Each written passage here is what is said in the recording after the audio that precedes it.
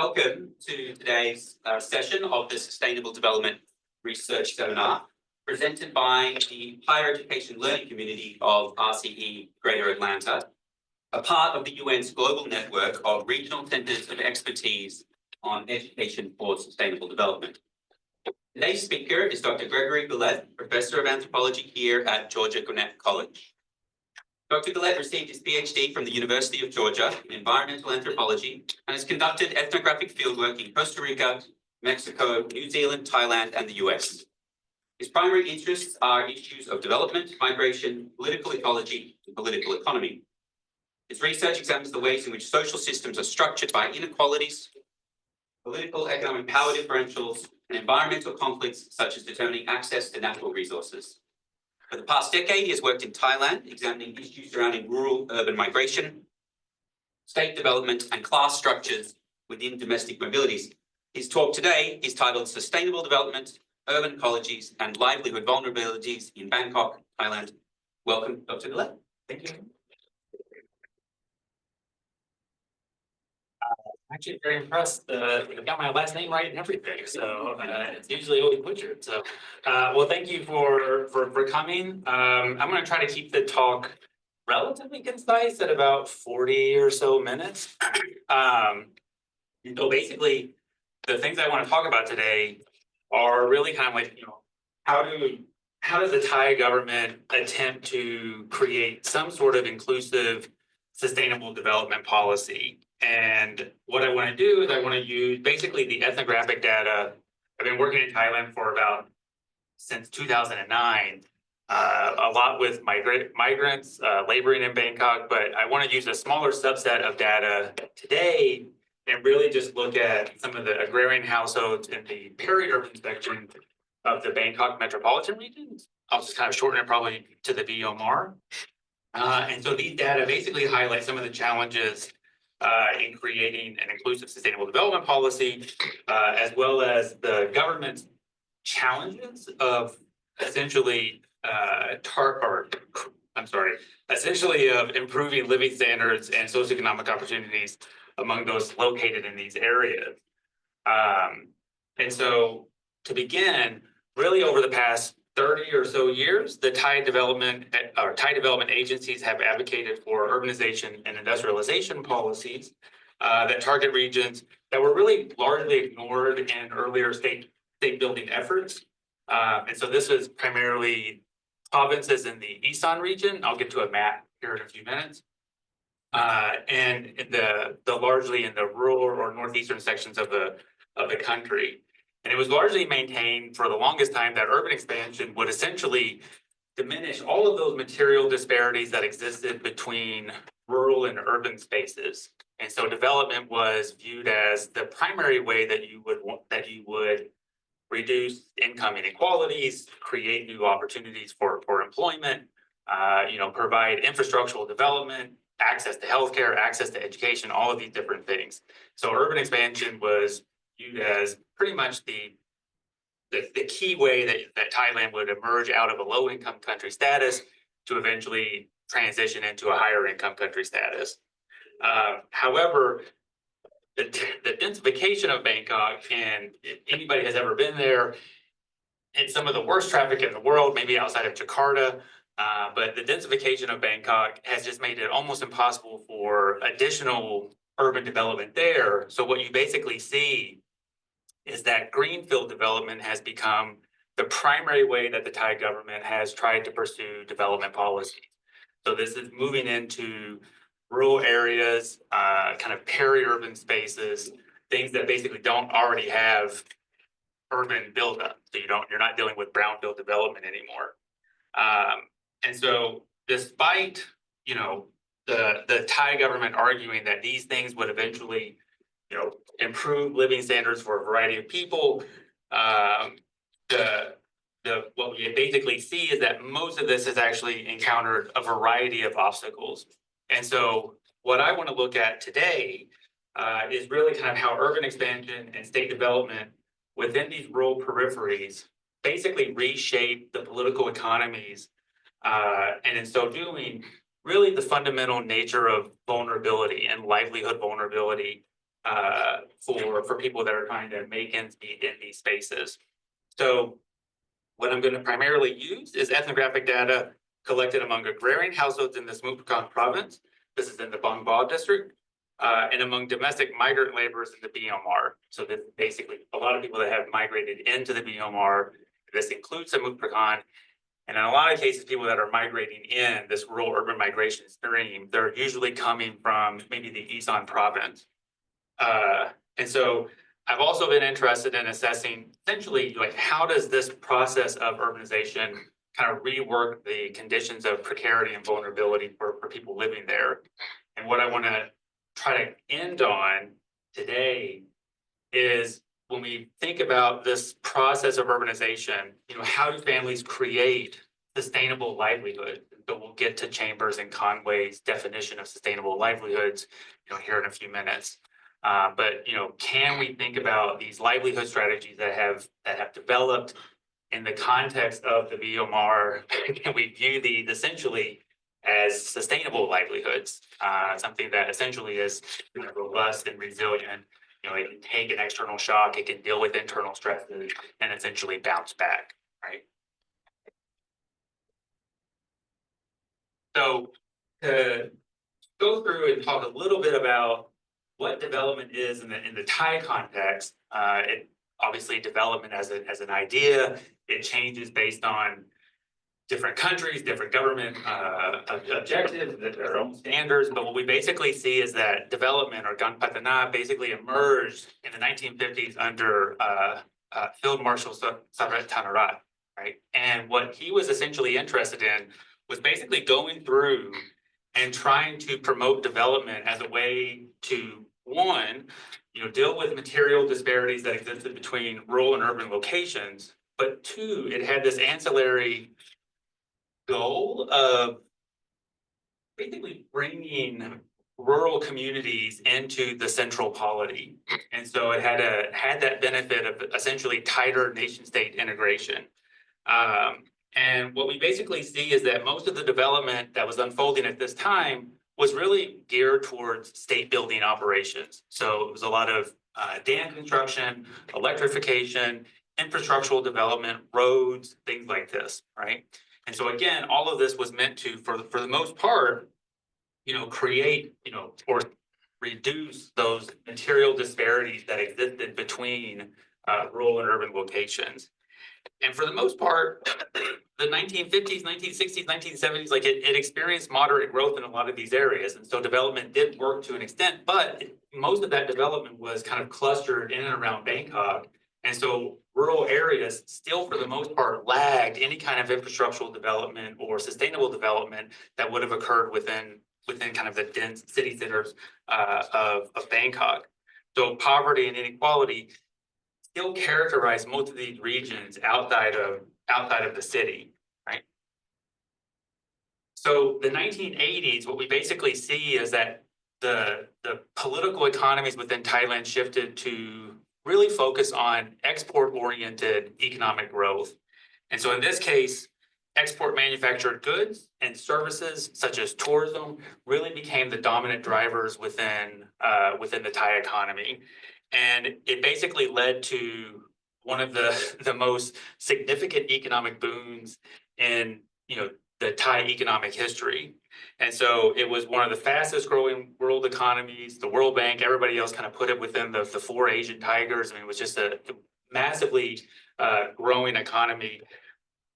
You would see growth rates of about 13.2%. On average, they would be about 9% per annual growth rates. So we know, based on our own kind of growth rates, this is pretty substantial. And then what you would also see is that poverty during this time would have been reduced by about 27.8%, or about 3.5%, annual.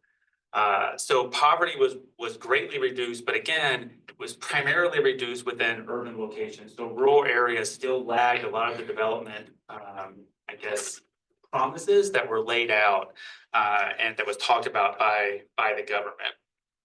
So the idea then at this point was that policymakers, investors, government officials basically argued that if this path would have continued, it would have allowed Thailand to emerge as not only a middle income country, but enable their transition to a high income country. And what you would see is that those successes would allow for economic restructuring, investment in education, investment in healthcare, skills development, technology upgrades, research and innovation, all of the things that would be necessary to make that transition to a high income status. Unfortunately, you had in 1997 the Asian financial crisis, and this was probably one of the more detrimental to the Thai economy. And essentially, it introduced this period of marked political, economic, and sociocultural instability within the country. And really, since that time, Thailand has kind of struggled to regain some of its early footing, and it's been obviously compounded by other events, and I'll mention a couple of those here in a moment. But you see this, for example, here when you're looking at the net inflows as a percentage of GDP from 1970 to 2023, you see that massive uptick during the 1990s, but then it just basically drops after 1997. And what we see is that following the AFC, foreign investment essentially plummeted. It still has tried to regain some footing, but you had in 2008, we had the global financial crisis, courtesy of us. You had the global financial crisis, then we had the COVID pandemic. Thailand's also suffered through various kinds of government coups, and so that has introduced a host of political instability within the country. And so what we basically see is that, you really don't have this kind of consistent investment within the Thai economy. And for the most part, this has led to really a widespread informality of the labor market. So for the most part, when we think about the types of jobs that most Thais are finding, particularly for migrants that are coming into Bangkok, or even agrarian families, as we'll talk about here in a moment, agrarian families that are sending sons or daughters to go work in the city or go work in a Muang district, the city center. What we basically see is that most of these individuals are finding jobs in informal sectors. So in fact, half of all Thai jobs exist in the informal sector. So they don't really receive a lot of social protection or government oversight. And that invites obviously a decent amount of abuse and vulnerability that goes along with that kind of a job, right? So the other thing that I wanted to simply mention here is that following that 1997 financial crash, what became one of the dominant ideological frameworks within Thai government development policy was the idea of King Bhumibol Adulyadet's sufficiency economy, or Setaket Popiang. And what you basically would see within this framework was that it was a massive critique of development. It was a critique of consumer affect. It primarily argued that you needed to move away from consumption. You needed to live a life of modesty and prudence, and essentially to find happiness with just having enough. But obviously, as we all kind of know within our own lives, what's enough? And like at what point are you good? At what point do you have a sound life? And so what we basically see is that I'll read a little bit from this part right here. So living with enough, or essentially Quang Pao Piang, can vary based on one's position and socioeconomic hierarchies and subjective interpretations. As noted by Elenoff, to rule Paul, or to know enough, is to cultivate an understanding of life within reasonable limits and avoid excessive desires for goods, wealth, sex, or power. Rendered in relationship to Thailand's economic growth, this idea of enough and knowing enough works as a Buddhist critique of consumer affect. Ultimately, by advancing moral frameworks and critiques of consumer affect, sufficiency economics seemingly becomes aligned with ideologies and sustainability and critical development studies. Of course, one can also really, I think, legitimately read this creation of sufficiency economy as the Thai government offloading a lot of the responsibilities for providing a good life to individuals who must not only moderate their own desires for the things that they want and the things that they feel as they need within their lives, but also they have to grapple and deal with the aftermath of state development and a lot of the economic policies that introduce various kinds of vulnerabilities for them. So that's largely the way in which development in the Thai context has unfolded. This is obviously a very, very selective history. You're taking decades of time and you're compressing it down. So I apologize for any Thai scholars out there that are yelling at me saying I missed this or that right now. So it's in this broader context that basically, we've considered how somebody finds work, how they raise a family, how they start a business, or essentially how do they make ends meet? And what we see for the most part is that people generally will strategically deploy rural urban migration as a response to the effects of development. And what it does is that this produces this kind of complex socioeconomic, sociopolitical, cultural experiences related to one's effort to find security and well-being. And really to assess the efficacy of any kind of livelihood strategy that's going to maybe change agrarian practice or the types of crops that somebody's going to pursue or the types of work that somebody's going to do, maybe off farm. What we basically can do is that we can use Chamber and Conway's sustainable livelihoods framework essentially as a foundation, something to judge these actions by. And so Chambers and Conway came up with this 1991 very classic, very integrated, very holistic definition of what constitutes a sustainable livelihood. I'm just going to read it here because I do not want to butcher it. So a livelihood comprises the capabilities, assets, and this is stores, resources, claims, and access, and activities required for a means of living. A livelihood is sustainable, which can cope with and recover from stress and shocks, maintain or enhance its capabilities and assets, and provide sustainable livelihood opportunities for the next generation, and which contribute net benefits to other livelihoods at the local and global levels and in the short and long term.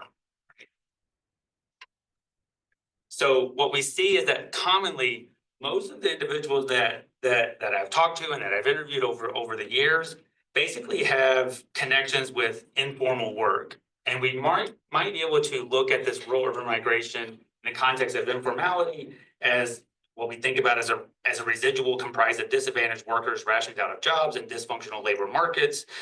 But really, agrarian families experience a host of labor precarities that were associated with trying to make ends meet. And so local and regional work outside agriculture became more tenuous, and that lack of dependability served as a source of anxiety for many. And those in rural locations usually, again, viewed migration into Bangkok as a key livelihood strategy. Of course, holding on to parcels of land back home also created this issue of urban work where it was viewed as very fragile, very tenuous, and so you wouldn't really want to necessarily let go of parcels of land back home because this was essentially a social safety net. You could go back home if urban work dried up or if you had another financial crisis, and so essentially they held on to a lot of this, right? Let's see. The other thing that we see within the broader kind of ethnographic data is that a lot of these families face uncertain futures in primary sector production. The state largely prioritized transitioning from agriculturally dominated activities to industrial and post-industrial ones, and the diminishment of primary sector economies and development essentially impact urbanization. The various impacts of urbanization, reduced land availability, and weakened state insurance systems for crop production.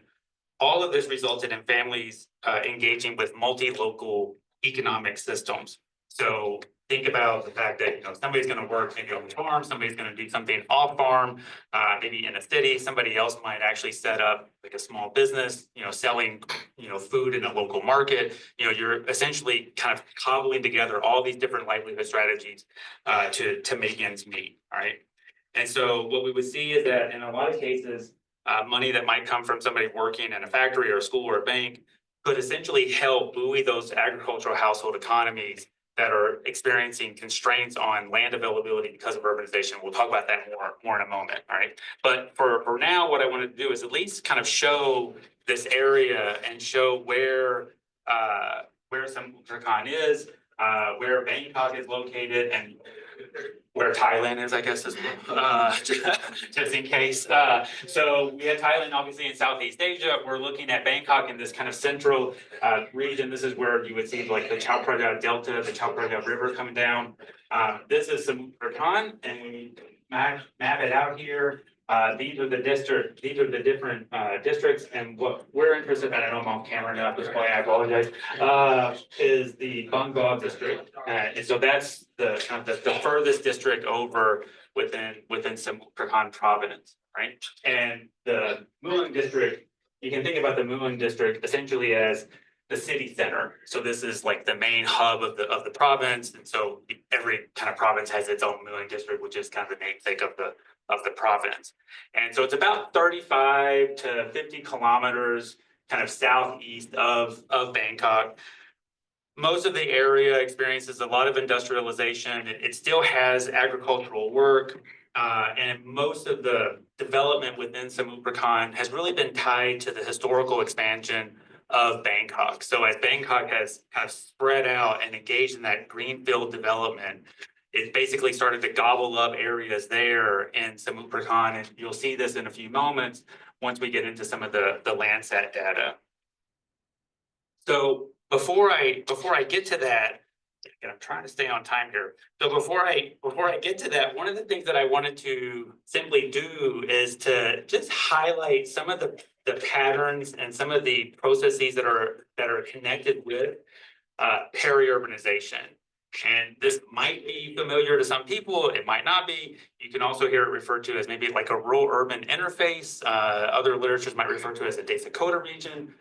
But here we're just going to talk about it basically as peri-urbanization. And what we basically see within the idea of peri-urbanization is that we've taken this divide between rural and urban, this binary construction, this dichotomy that exists between what we think about as a rural space and an urban space, and we've problematized it. We basically argue that you can't really draw these clear designations between a rural space and an urban space. And on some level, like political ecologists point out, it's like, well, having a very clear, conceptual map of saying that this is rural, this is urban, like it's neat and it works well on paper, but it doesn't really work well, in reality. And so what we basically see in reality is that when we think about space, these things are often kind of intermingled or kind of entangled with one another. So what we see in the context of this is true within Thailand here, but it's true within pretty much any peri-urban space around the world. You can throw a dart, hit someplace in Africa, someplace in South Asia. You're going to see similar kind of processes unfold. But you basically have a lot of competing economic sectors, different kinds of institutions, different government agencies that are all vying for access and control over a set of resources. Water, land, the mineral rights, whatever, within a given area, but you basically want to have control over that for your own agency's development.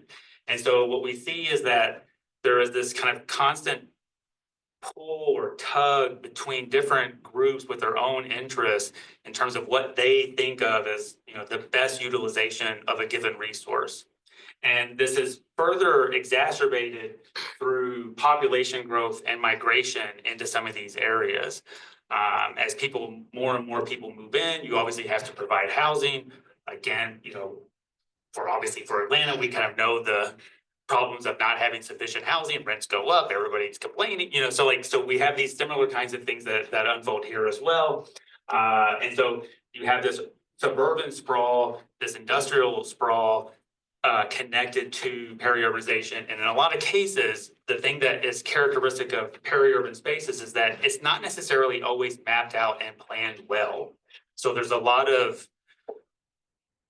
I don't want to say haphazard, that seems too extreme, but on some level haphazard development. And so you very well might have different kind of economic sectors. So you could have an industrial economic sector butt up right next against or right next to a primary sector economy or an agricultural estate. And so this obviously is going to introduce a fair amount of problems there. And the ecological implications of a lot of this are things like, deforestation, water pollution, the reduction in streams and waterways assimilated capacities. Can they actually take a lot of the pollution that's being created from industries? What happens for farming communities or agrarian households when they're trying to find water, things like this, all right? So there's a host of ecological implications that go along with this. In the context of Asia, just in general, again, what we basically see is that most of this is going to be attributed to industrial estates, a lot of housing, and a lot of basic kinds of infrastructure, so road. And so along those roads, you're going to have a series of ribbon developments. And so once you get like one main artery into an area, you'll have all these kind of roads that will shoot off of it. And then those spaces are then at that point transformed. And so what this contributes to is a lot of land fragmentation, particularly as households might want to essentially step up into agricultural production. They no longer really can because the lands are all fragmented. And then also it basically replaces and it removes a lot of very, very productive agricultural lands from primary sector production in a country. So for example, in China, what you would see was that you would see millions of hectares of land being removed in the 1980s as development unfolded there. And so in some cases, it was some of the most productive agricultural land in the country. But again, if you're prioritizing industrialization, primary sector economies essentially kind of fall to the wayside there, right? And lastly, in Thailand, we see really kind of the same types of processes of peri-urbanization unfold. But we do see in a lot of cases, and I don't know every other place around the world, but we do see a lot of lower valuations that are basically placed on agricultural production. It's essentially not held in high regard. And so anybody that's found working in this is often viewed as somehow inferior to somebody that's working in a bank or working in finance or government or education or whatever, right? And so you'll see these same kinds of things unfold along with these cultural valuations. And again, this essentially serves to disincentivize some kids from entering into this work to begin with, right? All right, so the agrarian field sites, so of the Bangkok district, what we basically see, I'm going to go ahead and put up a couple of these here. The area basically exhibits this decreasing agricultural activities, and these are pretty much most of the agricultural activities in this area are supported by the Chao Phraya River. What we also see is that previously existing agrarian economy, especially within the Eastern District, they've really kind of experienced that increased tension between agrarian economies and industrialization that's been spurred by the Eastern Seaboard Project. And so this is a really, I guess it's an Eastern Seaboard Project. It's a port that essentially has been developed that's trying to kind of position Chonburi province as one of the main ways in which you're able to get things in and out of Thailand. And so stuff that's being built maybe in Nakhon Ratchasima, which is in the Isan district. So like if you all have computers, if you have certain kinds of hard drives, there's a good chance that that hard drive was manufactured in one of these industrial estates in the Isan region of Thailand. You got to get it down to the port, and then at that point, kind of ship it out on boats. And so most of the development has been kind of spurred by that project and by its proximity to the Chonburi district. The agrarian activities that have still continued to unfold here are primarily some of the ones that we would generally think about: rice, a lot of cash crop production. So this is essentially things like vegetable orchids, different kinds of fruits, guava, things that grow well and that generally can capture a decent amount of money on the market. And then aquaculture, shrimp and fish are big ones, but that has risk as well, as we'll talk about here in a moment. And then what we also see is that there's been a decent amount of labor migration into this province. So really starting in the 1980s, 1990s, what you had was maybe 30% of the population was kind of locally, 30% was born in an outside province.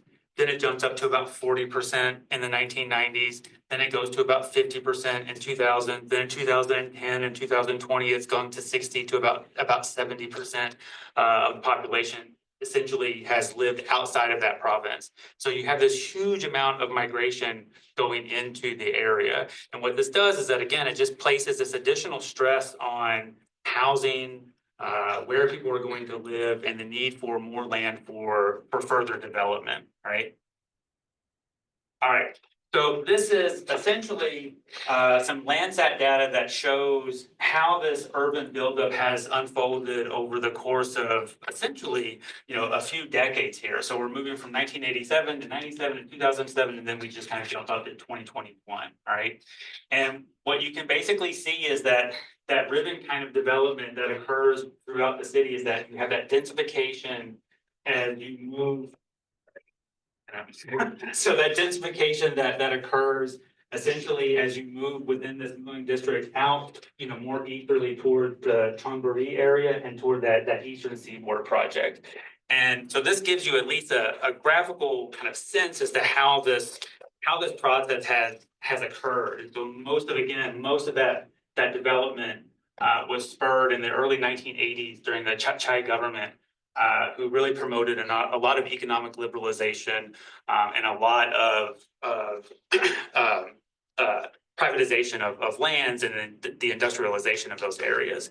And we can see this here just in terms of the urban buildup. So this is the colors are obviously associated with the years. So 1987 to 92, 92 to 97, 97 to 2003. And one of the things that you'll see is that during that Chai government, you had this massive jump of industrialization that had occurred, this urban buildup where you started to lose other kinds of agricultural cultivated land. A lot of the water dropped down. Aquaculture would go up in some time periods. But what you would see during this time is that for the most part, most of those early policies that were promoted by the Chai government essentially established that foundation for the industrialization process. It would drop. This is one notable thing, that 1997 to 2003, you actually see agricultural land pop up just a little bit as some areas were converted into agricultural fields as people basically got pulled out of the city to have to go back to work back home because they no longer had work in Bangkok due to the Asian financial crisis. And so some of the findings among the agrarian families, basically what we see is that most of the families that talked about or that we talked to and that I've interviewed over the years, they basically argue that livelihood or that the way in which we have to think about livelihoods in this context is really just looking not only at kind of like the coping strategies and short-term adaptations, but we really need to think about some of these systemic and longer-term dynamics and societal transformations. So what's going on that's driving vulnerability and instability within these areas? And what we basically see is that urban expansion, it has both direct and indirect effects. The indirect effects are essentially thinking about kind of the way that work outside of agriculture is more highly valued. It's something that's viewed as more beneficial.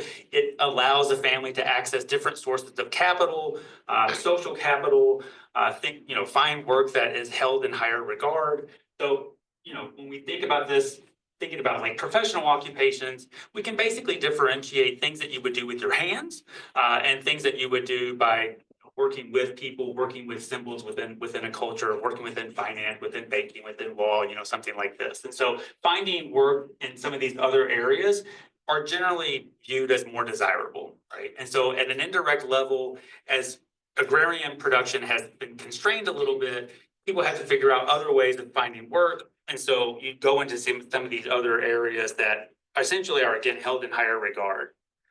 The other big one is that this land fragmentation contributes to diversification into cash crop production. And so again, this is something looking at the issues of growing vegetables, fruits, and flowers, and really managing aquacultures. But again, this investment in aquacultures can be dangerous, or it can be incredibly risky just because it requires very, very clean water.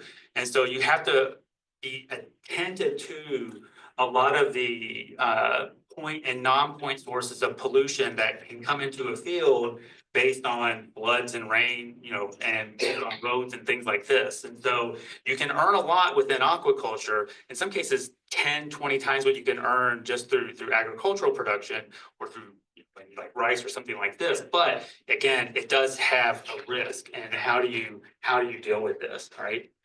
And then I'm gonna skip this part here just because I've already kind of mentioned the Chukchi government. But again, this was really that time period where you had a lot of that push for land acquisition, a lot of the privatization for urban expansion, and essentially most of the people that I interviewed in this particular area of Bangkok, most of them operated under tenancy. So they didn't usually own the land, even though you had a lot of that, as you saw in the previous slide, a lot of that push for privatization and urban buildup occurred during the Chukchi government. Most of those individuals, had kind of like sold that land or held that land for an affluent class that was working in Bangkok. And so people that are living there now and working within agrarian production, most of them are renting those lands from essentially that affluent class that's living in Bangkok or in other cities throughout the country.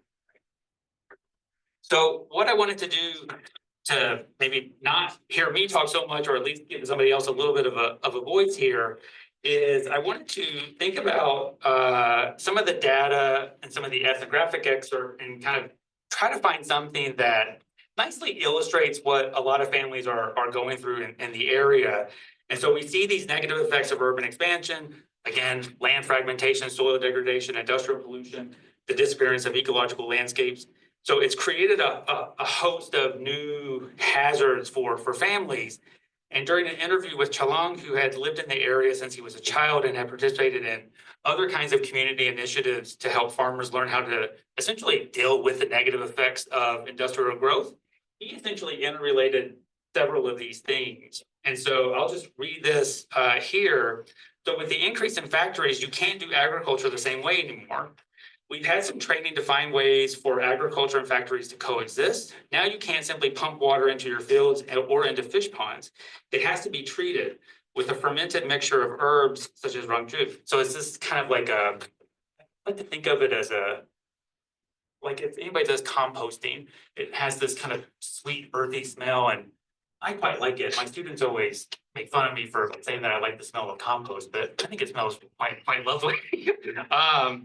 And so, or even the leftover water after you cleaned your rice. This is the Nam Sao cow. We need to recognize these changes in the water and the air. If we see that water is becoming worse or that a company is polluting, we'll go to the authorities and report it. We do our best to manage those situations. We'll say, you can't keep doing that. You're polluting the water for everyone and it's hurting. Factories need to recognize that they're situated here with us among farmers. Usually factories will listen. Some are understanding, but others are stubborn, some are stubborn, sorry. In other cases, it's hard to know what's causing problems. Now it seems like there's something in the air that hurts the crops. For example, with galangal, if it's a pest, it's a slow process and usually doesn't kill the plant. But now the leaves will turn brown and shrink really, really quickly. This is essentially what was described as kind of burnt leaves or a bite. But I don't know what's actually causing it. And so what we basically see is, in the case of Bang Ba, like this urban encroachment, this accrual of debts, this restrictions on further land acquisition, the erosion of state support for smallholder agrarian families have essentially made off-farm or diversified labor really kind of a common way of life. And so a common strategy really for a lot of these families was essentially one, working off farm, but in a lot of other cases, trying to figure out other ways of pursuing different kinds of crops. And so maybe pursue low investment crops that could be harvested throughout the year, things that wouldn't necessarily need just a high amount of capital investment, something that you could do with very, very little startup. And so again, like something like guava would be really, really good here, right? But depending upon one's asset base, the available capital, and the shifting and adopting new farming activities could essentially prove difficult. So for example, following the catastrophic shocks of the Asian financial crisis in '97 and then the global financial crisis in 2008, social protection programs in Thailand basically proved inadequate. And social protection policies also tend to exclude those employed in informal sectors anyways. So certainly some families could support, for example, sending daughters and sons to go to Bangkok or to go to a Demung district and gain access to advanced education, and then all the various types of social capital that goes along with that. But in a lot of other cases, most, or I don't want to say most, but a lot of other families would experience more constrained assets and futures. So they would essentially have to figure out ways of making ends meet in the situation where a state is cutting expenditures. They're creating economic development policies that are prioritizing industrial development, and essentially also at the same time experiencing this kind of weak and erratic economic growth throughout the country. So you lose a lot of that consistent investment within the Thai economy from foreign investment. And so we can see this here in terms of a macroeconomic condition within the country. And I'm just trying to kind of point out a couple of things within this table. What we're basically looking at, we're moving obviously from 2000 to 2022. We're looking at the percent of gross domestic product growth. We're also looking at wealth per adult. And so in this case, non-wealth also consists of kind of non-financial assets. And so this is principally housing and land. But again, in a lot of cases, this excludes agrarian households that are operating under tenancy. They don't own the land. In a lot of cases, they might not necessarily own the house as well. So we're dealing with also debts per adult and then remittances received. And so remittances are the monies that are sent back by maybe most often children that are working maybe in the city, something like this. And what we basically see is that we have this per annum growth rate of wealth of 6.6%, but the debt comes out to about 9% per year, right? And so debt is consistently outstripping the actual accrual of wealth. And what we see in this context is that in 2000, you would essentially have about 13% of one's wealth would be relative to debt. In 2022, debt would jump up to about 22% of the household wealth. And so this situation is even worse for agrarian families, where 40% of agrarian households will earn an annual income below Thailand's poverty rate of 32,000 baht, which is about $1,000 per year. And then 30% of families hold more debt than the annual income generated by agriculture. And then 10% of households hold 3 times more debt than the annual income. So you can start to see that it becomes really, really risky and really, really hard for families to essentially make ends meet here, right? And then in the last few minutes here, what I wanted to do is I wanted to just simply note that when we think about this, the challenges that agrarian families are going to face trying to make ends meet under urbanization policies, this is compounded even more when we start to factor in other kinds of ecological changes. And so when we think about climate change, we think about altered weather systems, we think about droughts, we think about some of this as exacerbated by, the creation of cities and impervious, ground areas where, water can't assimilate, it just basically runs off. I mean, all of this basically creates situations to where it becomes very, very hard for these families to deal with not only again, those pressures of urbanization, but just simply the pressures of climate change and ecological systems that, are increasingly it's harder and harder to point to a historical analog. It's like this maybe 20 years ago, but now it's you have burnt leaves, and we don't really necessarily know what's causing a lot of these problems. So you have these issues that are still playing out for a lot of these families, and so they have also again experienced a lot of this additional pressure that's been brought on by the Thai government because they've essentially moved to this post-agrarian development orientation. If you think about the way forward and what a country wants to do, if you want to move from low income, middle income to high income status as a country, you're generally going to promote development through industrialization. And so agrarian families essentially don't find a lot of support within the Thai government. But one of the things that I wanted to note here is that when we actually think about these families, the thing that I want to be very, very careful with is I do want to point out how fundamental they have been to the Thai economy. I mean, when we think about the development of a state, and we think about the development of a nation state, you can't have this without an agrarian base. You need to have food, and you need to have people contributing to the holistic development of a given country. And so a lot of the work that they have done in terms of sending children to school, creating these really kind of complex rural urban linkages, this has fundamentally contributed to the development of the Thai economy and the ability in some cases of other areas of the Thai economy to grow. You're not going to have this without these families that are contributing to the country. And I think it stands a testament, to the fact that they are so resilient in the face of a lot of these kind of constant, chronic and acute, vulnerabilities that they face, that they just kind of keep going and they keep contributing to the Thai economy.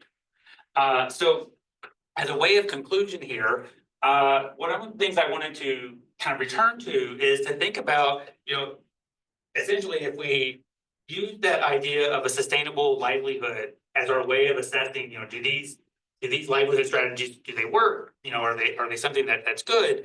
And again, this is thinking about sustainable livelihoods as one that's robust, resilient, and durable in the face of varying shocks and stresses, and provides livelihood opportunities for future generations. Essentially, what we see is that there's this kind of break. There's this problem with this trying to take this this designation, this idea, and then mapping it onto livelihoods that we actually see here. So there's that conceptual contradiction that emerges.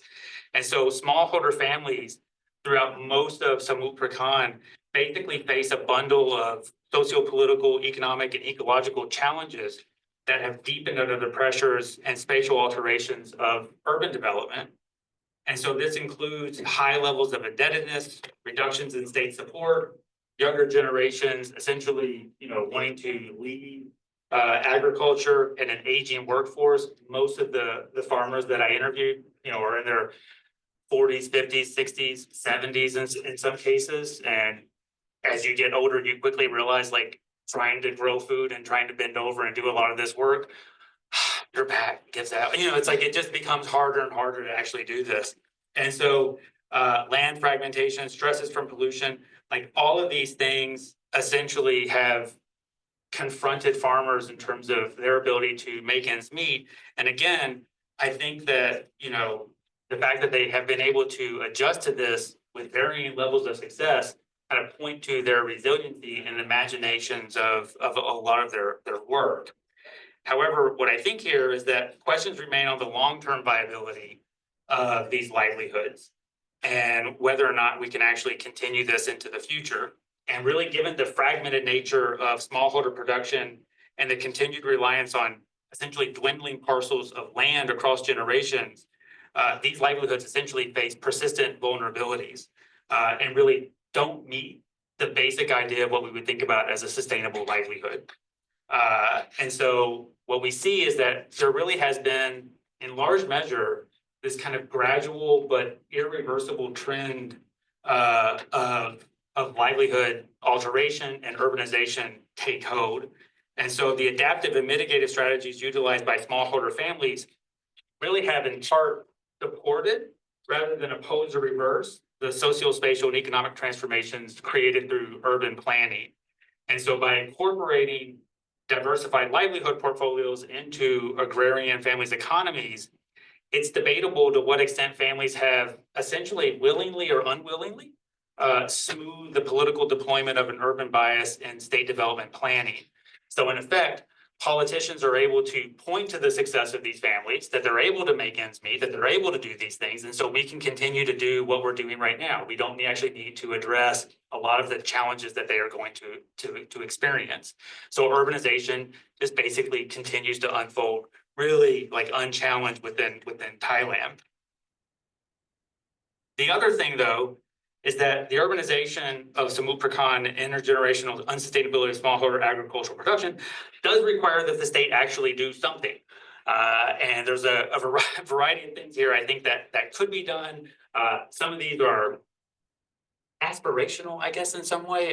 It would be nice if they would do these things, but it's debatable to what extent they're going to do these things.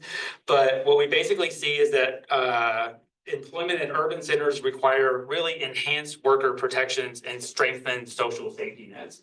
Given that, again, more than half of Thai jobs exist in the informal labor market, we really need to more heavily invest in the protection of informal labor. And there's been some work and there's been some progress made for like domestic workers, things like this, but there needs to be much more worker protections that are put forward there. And the idea behind this is that if somebody feels as though if they lose their job in an informal job or informal employment within Bangkok, they can look to the state for like some sort of protection, some sort of support, some sort of financial support, unemployment or whatever. And the idea is that if you bring some greater degree of stability within urban work, where it's not just viewed as something that's very, very fragile that could disappear within the next economic crisis, this actually may incentivize some people to basically give up lands back home, or at least allow for rezoning of those lands to aggregate smallholder plots into like a larger production unit. And that is an operation of scale then at that point that would allow the Thai state to more heavily invest in agricultural output at a level that you're not going to get with smallholder production. And the idea then at that point is that by investing in it and by creating more viable pathways into an agricultural system that's supported by the state, then at that point as well, younger generations might be more incentivized to enter into this work. Because right now, there's just really not a lot of incentive structures in place to attract people to that line of work. It's hard, hot, it's not valued well within the Thai cultural imagination. And so, there's really not much of an incentive to go there. So this is something that could possibly emerge, if you start to deal with the fragility of urban work and a lot of the problems that surround the informal labor market. The last one here is that we also need to address a lot of that economic dislocation that can occur through urbanization. And so this gets into trying to promote access to education and trying to promote a lot of the skills development that individuals would need to enter into new lines of work. And so this could be trade schools, this could be, higher education, this could be a master's degree, but essentially finding ways of actually pulling people into educational networks to where they're going to be able to find more secure work later on in their lives as well. And then the last point that I'll mention here is that in the case of Thailand, there really is a clear need for development policies that attend to the alteration and upheaval of livelihoods tied to primary sector economies and urbanizing landscapes. And ultimately, it's hoped that by drawing attention to some of this, government officials will widen their own views of things. And recognize that one, these agrarian households do exist within these urbanized spaces. I remember talking to somebody within one of the government agencies, and they basically argued that's like, well, we don't have agriculture in Samut Prakan. We don't even do this. And I'm like, well, I just came from talking with a family member, and they in fact, they do exist. And he was just adamant. He's like, not really, So, but if we start to think about the needs of these households, the needs of these families, then ideally we can create a much more kind of sustainable and inclusive and really a moral type of development that has been missing despite a lot of the rhetoric that the Thai government has put forward in terms of what do we want for a sustainable, inclusive urbanization? We really need to widen out our lens and think about how that impacts a variety of families that we don't necessarily always consider. And so I just want to thank everybody for your time today. There's been a ton of people that I've talked to over the years. I've been working in Thailand for since 2009. So that clearly there's way too many people to mention here, but their patience and tolerance and my inability to do Thai tones correctly is always immensely appreciated. So yeah, thank you so much for your time today.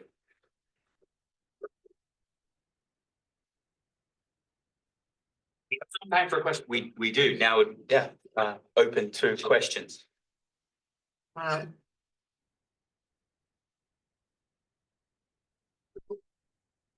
first. I'm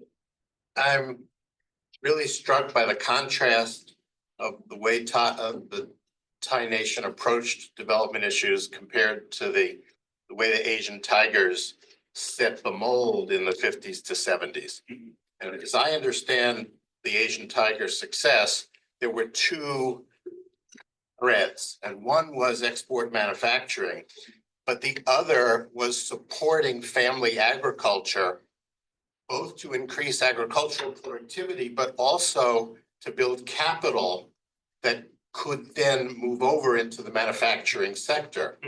And what struck me here is that that emphasis on agriculture seems to be completely missing. And yet Thailand began this in the 80s after the Asian tiger success. How did they fail to learn the importance of the agricultural path? I think they looked at the Asian tigers primarily in the context of their success. I think the way that they possibly viewed it, and I obviously can't speak for every Thai politician or anything like that, but in my understanding of it or my reading of it, is that they primarily looked at the success of the Asian tigers driven by export orientation. You're going to build an industrial base. You're going to export out a lot of different things. You're going to promote tourism, which is essentially an export service economy. You're going to promote these kinds of things. And essentially, you can deal with food and importing food and finding sources of food later on. So I don't think that they really viewed the issue of agricultural development as being tied to the success of an export-oriented economy. That's the way that I would largely interpret the path that they took. I don't know if that.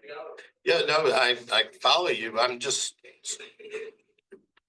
dazzled by how do we not make that kind of technology transfer more transparent? How does a major nation surrounded by others who have been successful not effectively learn the ingredients of that success?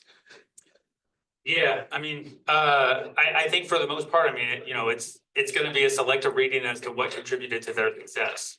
And so you're going to view export orientation as the main driver. And so if you're dealing with a state that has limited resources and they can't invest in everything equally, then you have to figure out, all right, well, we're gonna more heavily lean into this.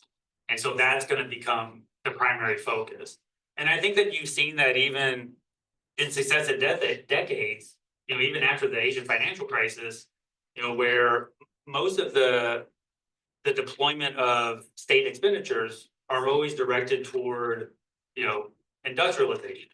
There's not been a lot that's been pumped into really a full-throated elaboration and, a creative expansion of agricultural production in the country. You do see this in some cases through private investment. I think that there are some companies like CP or something that they do invest in agricultural output because they view it as tied to their business strategies.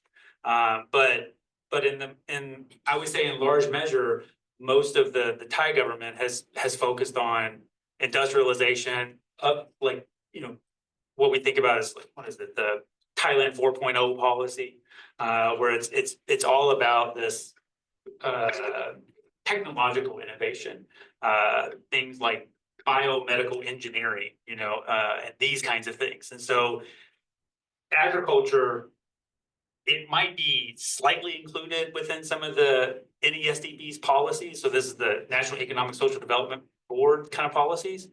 It might be integrated into that a little bit, but for the most part, though, it's kind of tacked on as an afterthought. And so that's kind of the way that I read some of that, I guess. Yeah, real tragedy. Yeah, it's frustrating. Well, let's try a question from our online audience. Bobby? Hello, can you hear me? Yes. All right, so we know of like the government's view on this, but what about the view of the companies and how do the people view these growing companies as well? Are the companies that are uh currently trying to establish themselves in Thailand view like what are they doing to gain the admiration of the common people, and how do the people view the companies growing in that land?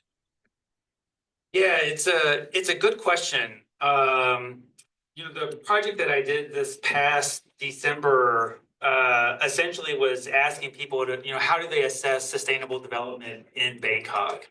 And so I didn't bring any of that data because one, I didn't think I'd have time to go through it.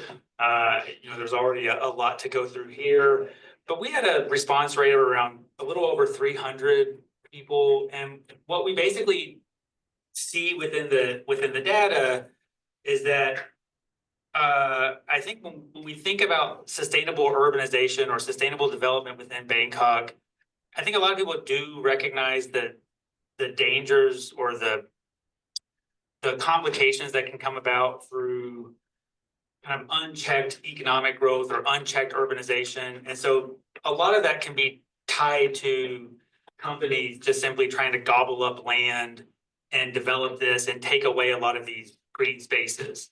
And so there has been a push, I think, by a lot of people that live in Bangkok to try to recognize that, we need green spaces. We need some areas where people can go for a walk, or they can go ride their bike, or they can do these different things. And when you look at a lot of downtown central Bangkok, I don't have the picture up here anymore, but you can imagine, you remember from the first slide, like it's all concrete and it's all very chaotic and hectic.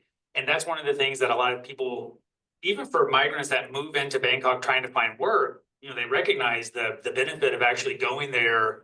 You make more money, you can access different kinds of work, you have different kinds of access to social capital. Working in Bangkok is just generally viewed as more attractive than working back in an origin province. But at the same time, they also recognize a slightly dystopic kind of, like nature of living in, Bangkok, because it's very chaotic and it's very hectic and it's undesirable in some cases. And so for a lot of people that they come in and they work there, but then they always have, I don't want to say always, but they often have the desire to still go back home.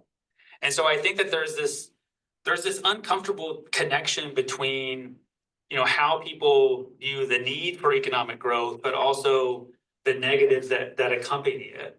And and I don't necessarily know a clear way out of that. But that's that uncomfortable tension that I think exists between those two things. All right, thank you. Questions in the room? Then we will go to Adam online. Hello, hey Greg. Hi, Adam. Hey, hey, this is truly excellent. I really, really appreciate this talk, and of course it makes me think of many things. I love this conversation about peri-urbanization. And one thing, I did a question, two questions, if you don't mind. Actually, I have a million, but I'll stick to two if you don't mind.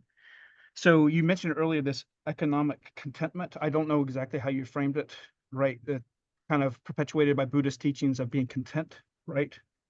Is that correct? How did you frame Yes. it? Okay. Well, it's within that sufficiency economy. That's such a kepopiang. So you have to find enough, like the RuPaul. Yeah, excellent.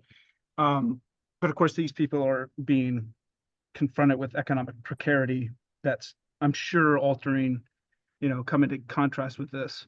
So one thing that this has to do with it, my question is really about the rural farmer, the image of the countryside within Thailand, and how much, and understanding like Tong Chai's Wendakal's work of Thai-ness, and how important this how important is the countryside and the rural, the agrarian for a sense of tie-ness within Thailand?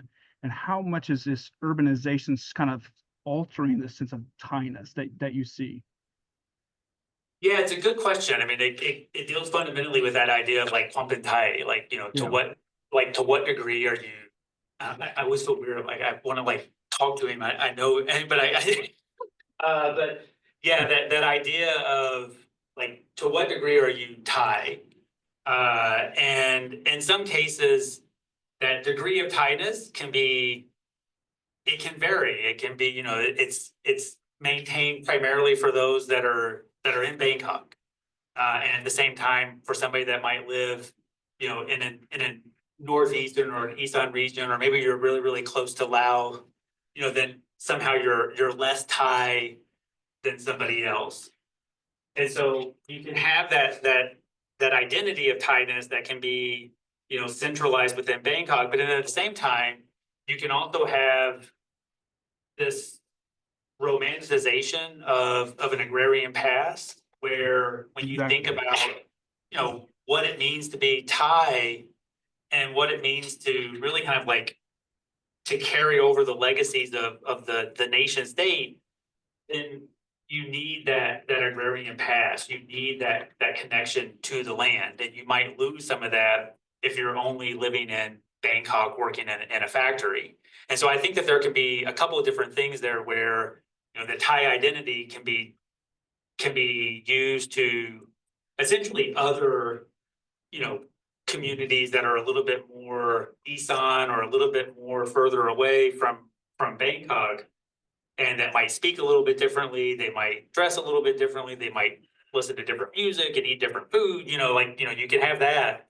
But I think in this context, agrarianism, there can be that romanticization for some people. And you'll see this as well. I mean, and I've talked about this within classes where people will work in the city and then they will retire and they'll be like, well, I'm going to go and live on a farm and I'm going to do that work. And I always kind of think about it, one, that it's kind of insulting on some level to farmers because like growing food is really hard. And I don't know why a banker thinks that they can just work for a few years in the city and save up a lot of money and then all of a sudden just retire and go start farming and be really, really successful with that. Like, I know when I try to grow food, I get really excited when I get a tomato, and I put a ton of effort into it. So I think that there's a little bit of, I think that occurs, I guess, within the Thai context as well. And I've talked about it with people where, they have these fantasies about, escaping Bangkok in some ways of going somewhere where it's quieter, life is slower, it's more peaceful. So I don't know if that fully answers your question or not. No, it does. Yeah, I mean, thank you. I appreciate it. So they're KTV karaoke songs. It's all, I'm Yeah. assuming, set in the countryside, and Yeah. meandering through the rice paddies, that sort of stuff. Yeah. Okay. Thank you. Oh, thank you.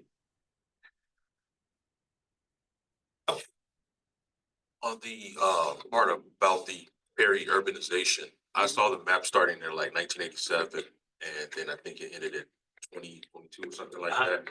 As it continues the urbanization in that red part all the way out, is there a forecast that you see that eventually it will take over the farmers, or basically end that was a variation of the people, other the farmers in general, or what? Yeah, I don't know. I mean, there's a lot that has to occur for urbanization to continue. I mean, you have to have a relatively consistent investment from foreign companies. You have to have states that are going to invest in that. And for the most part, they've still done that. I don't know to what extent, like, at what point is the land going to become so fragmented that it's hard for them to even engage in smallholder production? Because the thing is that, if a family holds on to some of these plots, then this is one of the things that people have talked about in terms of trying to figure out ways to get people to essentially, let go of some of these plots of land where they can, at least like through rezoning, become aggregated into a larger operation. But families really don't necessarily want to do that. because they use it as a social safety net because the Thai state's not providing social protection policies for unemployment or anything like that. But then the problem occurs when families have to take that parcel of land, say it's 20 hectares or whatever, and we have to then at that point divide it up among the children. And then they have their own kids, and then they divide it up among their kids, so you have this increasing fragmentation of land over, it's exacerbated by the state, but it's also created through the process of families passing that property down. So I don't know at what point smallholder production and those kinds of contexts will just simply become untenable. But it's certainly, again, there's that process that has seemingly started, and it's probably not going to stop. I mean, that's the whole point, and I think in part when we think about ribbon development off of roads and that kind of hard infrastructure that a state wants, and especially if you're trying to create the Muprakan and be more tied or more closely tied to Chonburi and that Eastern Seaboard project. A lot of that is just, I think it will continue to unfold, but I don't know if I'd be able to say, in like 20 years, a lot of that, most of that land's just going to be gone. But like you say, if you look at it from essentially 1990 to 2020, you're looking at a 30-year time span or a 35-year time span. A good chunk of it's gone at that point. And so you can see that urban densification has really taken hold. So I would expect it continues along that route unless some, notable changes in Thai development policy occur. But it doesn't seem as though it's on that path right now, though. So, and again, I think that, a lot of these families, they just have that bundle of vulnerabilities that they face because of that. Thank you. All right, let's go to Nitiksha online. Hi, can you hear me? Yes. Yeah, thank you so much for the presentation. I really enjoyed it. My question sort of comes from the climate change point of view. Like if we see countries like Thailand, Bangkok, Bangladesh, etc., the temperatures are just rising by the year, every year, and also the concrete around is contributing to the temperature rise. So during this time, and during the time of urbanization, how do we sort of battle the need of air conditioning? Because to battle the heat, we need air conditioning, but air conditioning is sort of contributing to the temperature rise again. And that's a loop that's going on and on. And I know that India is doing some research in order to combat this challenge, but do you have your research that surrounds this, or would you like share your thoughts on this topic? Yeah, I've not researched it. It's an interesting topic, and I always find heat immensely interesting just from an ethnographic perspective, because when I land in Bangkok, I just start sweating immensely, and I don't stop for the next 6 weeks or whatever. And so air conditioning is one of those things where you kind of have to have it to be comfortable. And you're right. I mean, that urban heat island effect is a very real thing. I know when I work in Bangkok, and that the last project was pretty much all in the city, it's notably hotter than just outside in Samut Prakan, when you're on toward the coast and you have less urban buildup, you have, cooler winds. So there are these things I think that we need to attend to, but there's an article that comes to mind. I think it was in City and Society, and I think they were looking at it in the context of India, and they were looking at the way that climate change, urban development, population migration into the area, the way that these things become entangled in people's imagination as, it's like the city used to be so cool and now it's no longer cool anymore because of development, because of all these migrants coming in, filling up the areas. It would be an interesting, I think, line of inquiry within Thailand, just because it is so hot there, and it's a sensuous reality that everybody has to deal with. And but it is one of those unfortunate things where the process of trying to counteract heat is contributing to more and more CO2 and electricity consumption and things like this. And so, yeah, but I haven't looked at it, but it would be an interesting line of inquiry. And I'll try to remember the name of that article in City and Society. It's a lovely piece, and you might find it interesting if you haven't read it already. Yeah, thank you so much. I have spent most of my life in Mumbai, so even if it being a coastal city, the pollution and the traffic has just added to the temperature rises, and now the winter doesn't exist in the city almost.